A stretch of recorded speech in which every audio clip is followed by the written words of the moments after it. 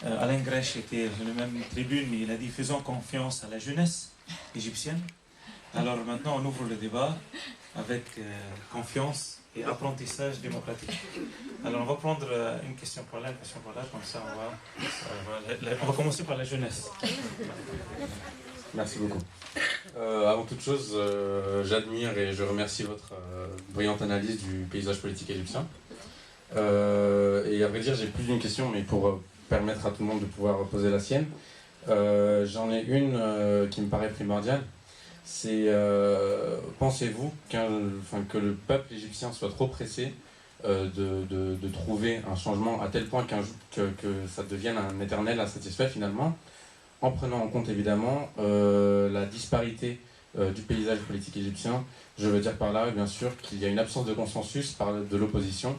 Le jour où un président des partis d'islam politique a été élu, une contestation est descendue dans la rue, il y a eu une contre-opposition. Je veux dire par là, est-ce que vous pensez que les Égyptiens arriveront un jour à un consensus, comme ça a été par le passé, quand il y a eu les révolutions égyptiennes en 1929, quand on parlait d'unité nationale, et ensuite l'unité nationale a été rejointe par l'armée. Il y a eu une sorte de consensus au sein du paysage politique égyptien. Est-ce qu'aujourd'hui, au XXIe siècle, après la révolution du 25 janvier, est-ce qu'on arrivera à un consensus en Égypte ?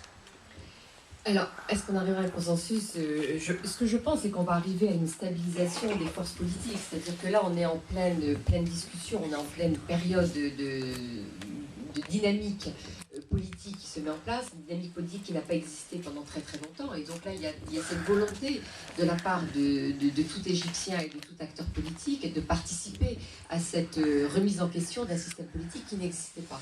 Et donc il y a cette volonté de mettre en place, de tout créer et donc de pouvoir participer à cette élaboration de ce processus politique. Donc c'est la raison pour laquelle il y a autant de volonté qui s'exprime, il y a autant d'idées qui s'expriment. Et donc je pense qu'à un moment, les choses vont bien évidemment se stabiliser parce que ça ne pourra pas forcément rester ainsi indéfiniment. Mais il me semble que ce temps historique est encore quand même très très très très court. Et donc il faut laisser ce temps. Je crois que là, il y a des étapes qui ne peuvent pas être brûlées. Il y a vraiment cette volonté de prendre à bras-le-corps cette situation nouvelle et de la vivre le plus pleinement possible. Avec tout ce que ça implique, évidemment, comme conséquence.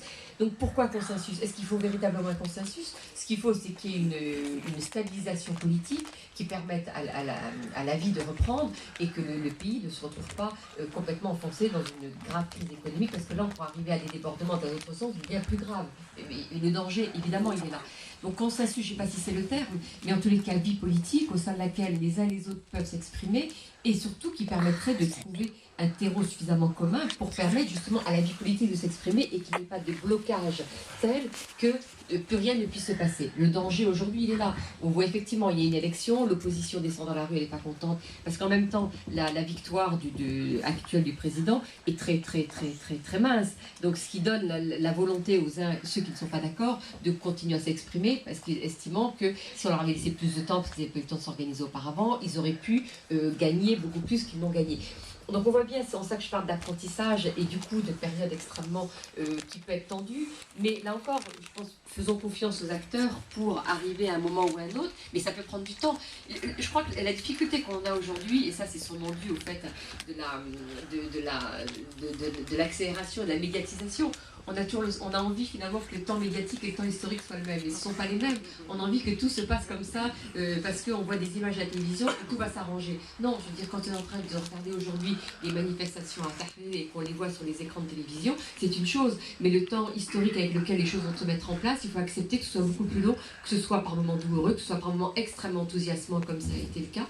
Mais il faut accepter qu'on soit dans ces différents temps et que le temps historique ne sera pas le temps médiatique. Et donc laissons aussi le temps à chacun de ces acteurs de trouver sa place et surtout de faire entendre son projet politique, son message politique pour savoir si celui-ci correspond aux attentes de la population.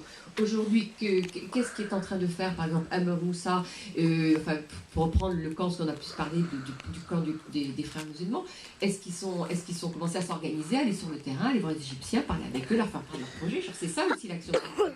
Et cette action politique-là, elle prend du temps.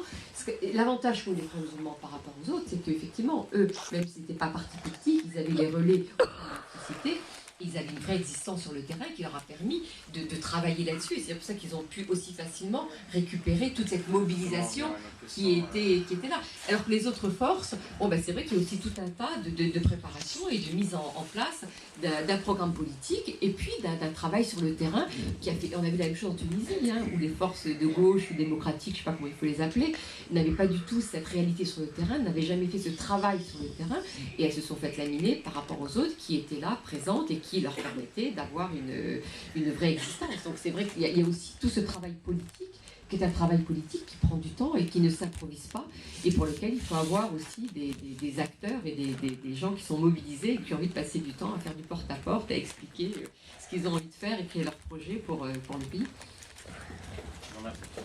Henri Pomerant, merci pour vos propos, madame. Tout d'abord, je partage tout à fait votre analyse concernant, je dirais, le rôle négatif des médias, surtout dans la période récente, et particulièrement concernant l'Égypte.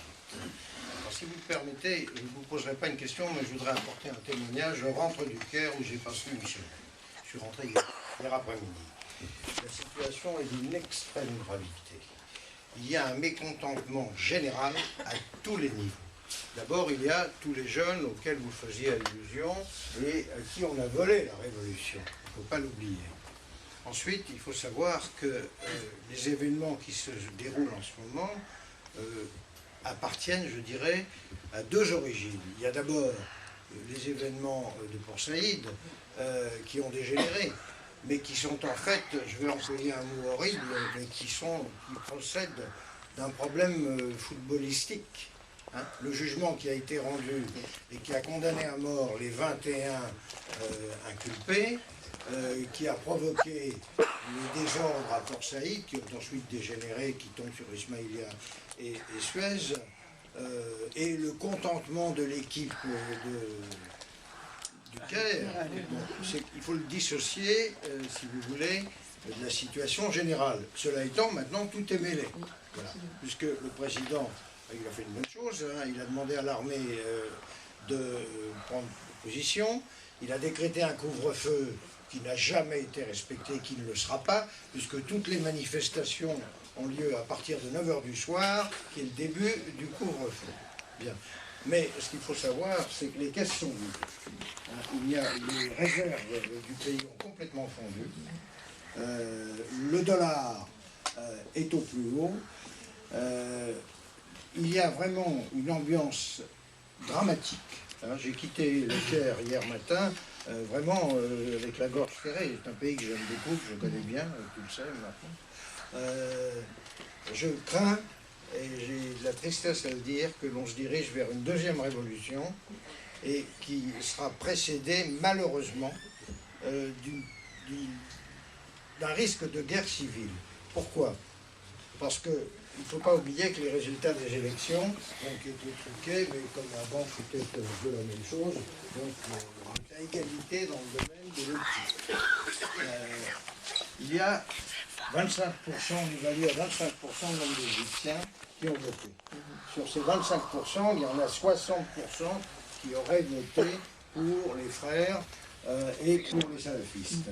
Mais quand on prend 60% sur 25% et qu'on prend la triche, on s'aperçoit que sur 84 millions d'habitants, qui ne votent pas, il y a un maximum de 4 à 5 millions véritablement convaincus pour le changement de régime et religieux. À cela viennent s'ajouter les décisions dramatiques du président qui a fait adopter dans la nouvelle constitution des articles qui provoquent une véritable ire à tous les niveaux, y compris dans les milieux gouvernementaux actuels. Et j'ai rencontré des gens qui m'en ont fait part. Il y a une vingtaine d'articles qui sont absolument catastrophiques.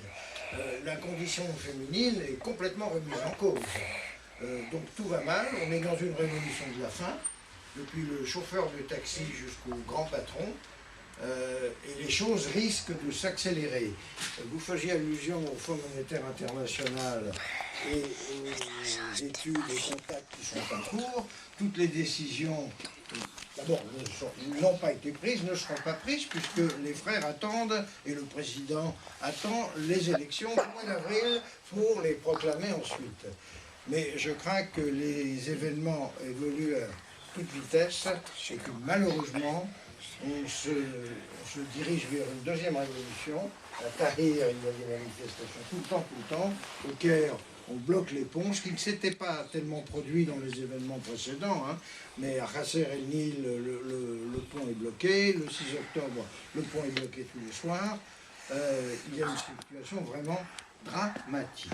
Voilà, c'était plus un témoignage, mais vraiment de dernière heure. En tous les cas, merci pour votre intervention. دكتور محمد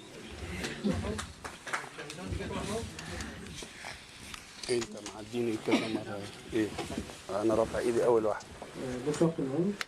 Et d'abord, avant de poser ma question, je retourne le remercier. استنى يا Parce رب. qu'il vient de dire la question est vraiment